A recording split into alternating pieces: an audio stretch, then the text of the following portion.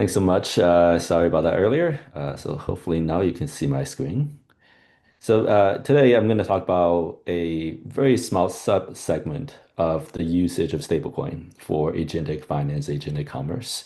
This is based on the recent paper that Will Tong, and Isra Prasad, and Tony Zhang and I released. We haven't fully pushed out the paper too much yet, but it's online.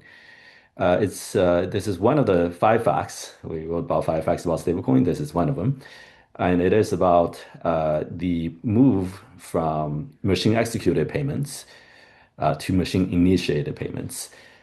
So perhaps to what Christian mentioned, this is maybe a bit of industry kind of industry talk about what is to come. We're seeing a small and growing volume in the machine-initiated payments, but perhaps that is also a killer use case later on. Machine-executed payments are simple. Most of the card networks, ACH, these are all machine-executed. Machine-initiated, however, it means that you have autonomous AI agents that could discover, procure services, and with no human in the loop potentially.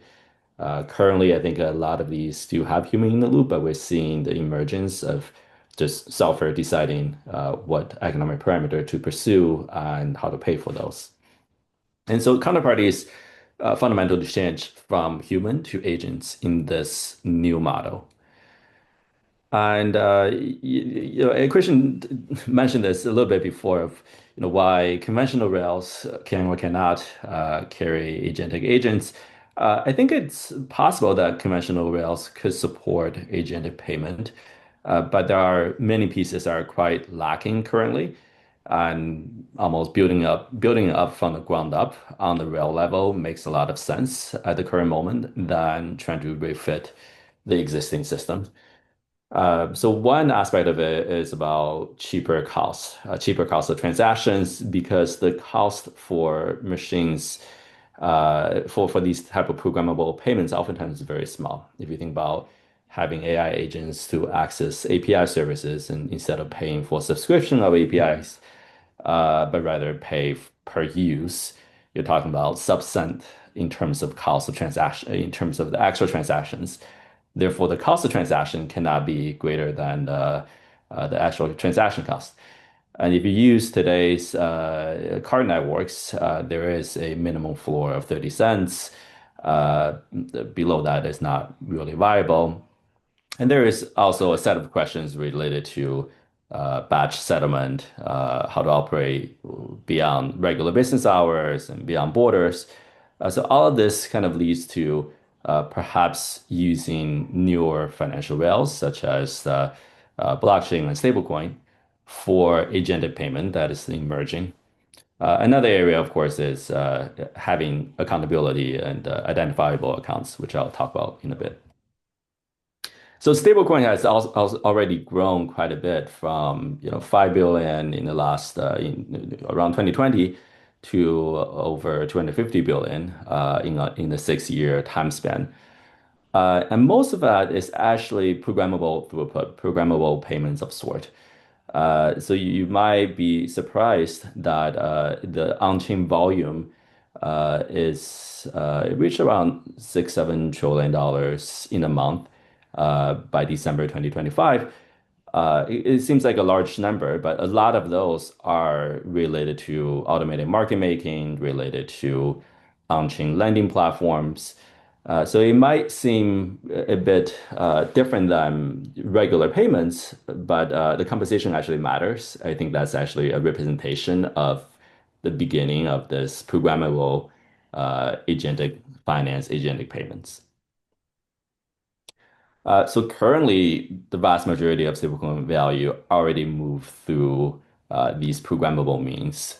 So smart contracts are involving 35% of stablecoin transfers, and that represent about 70% of the value that are being transferred. And later in the sample, it's about 80% of the value. So programmability, I would argue, is not really about the future anymore. It is what today stablecoins are doing. So if we look at the composition of what these contract-driven, smart contract-driven stablecoin transactions are, vast majority of it are about automating finance, not yet about commerce. So the largest categories are market making, automated market making, specifically on decentralized exchanges, lending in these lending protocols that kind of resembles the repo and reverse repo market, which kind of makes sense. There's a lot of volume because the repo market itself in traditional finance also has a lot of volume and represent a pretty meaningful share of perhaps large wholesale transactions for banks on a day-to-day basis because it has to be rolled over. So very similar to that.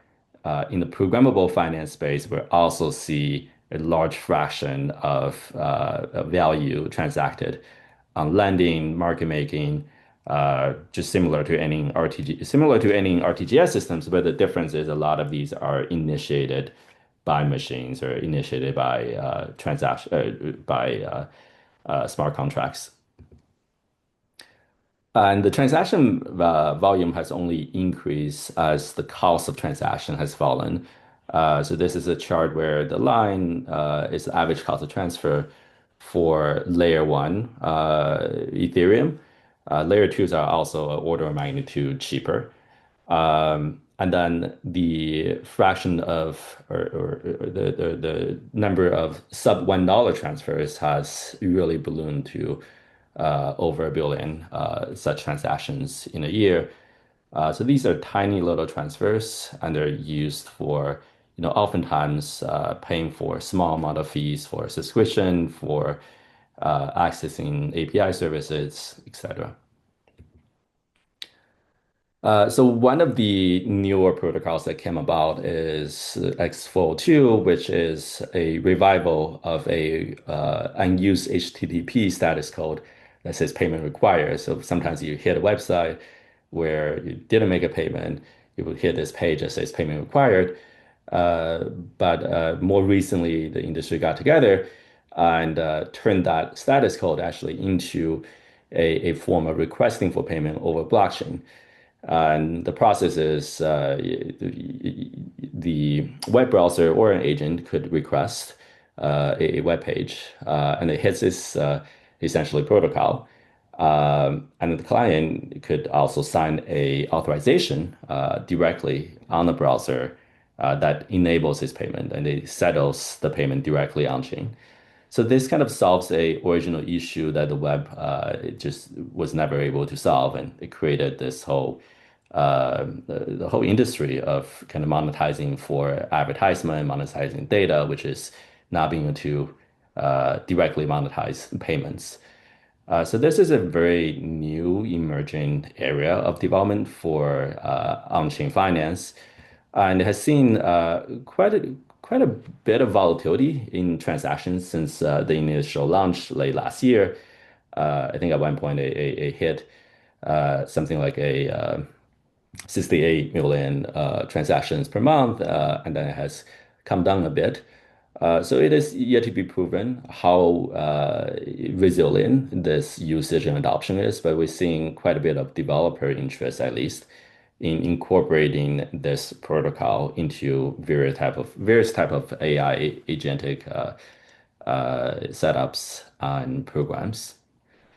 The interesting thing about these micro X402 payments is they're very tiny. The median payment size is about 1/100th of a cent. So that's far lower than what a typical even small value credit card payment is. And again, this is because it's initiated by machine on small services. The mix is also shifting. Early on, when it was first launched, a lot of it was related to exchange testing, exchange infra. Over time, the more recent data has shifted to quite a bit of it being related to API access. That is what I mentioned. You could make an API call and pay for that single call instead of paying for subscription, as well as agentic usage. These are potentially capturing the set of AI agentic setups. So think Cloud Code going out there and initiating payments for data, for service, for inference, which is also growing, in which the AI agents are paying for inference costs on the spot instead of, again, subscribing to Anthropics or OpenAI on a monthly basis. So what these type of machine native money unlocks, I think, is a true pay-per-use model for the internet, and it's also enabling a very nascent agent-to-agent market. There are some marketplaces already that facilitate agents to discover other services. Circle actually runs one of these. And then it's also facilitating a new form of microstructure in payments, having really clear pricing on the cost of data and services and how that adds up to potentially a large amount of value that accrues to the internet service providers, not the ISP provider, but the data service providers and etc. So let me just, given the interest of time, I'll conclude here and then we'll have a discussion. Uh, so what we highlighted in this paper is five facts about stablecoin, but this is only one of the facts, which is commerce are increasingly being conducted by machines on money that's built for them, on stablecoin rails, on blockchains that's kind of built for machines to conduct payments. And I think there's a large gap in what currently is being offered and what is actually needed. This gap is largely resides in this verification and trust realm that was also mentioned a couple times before.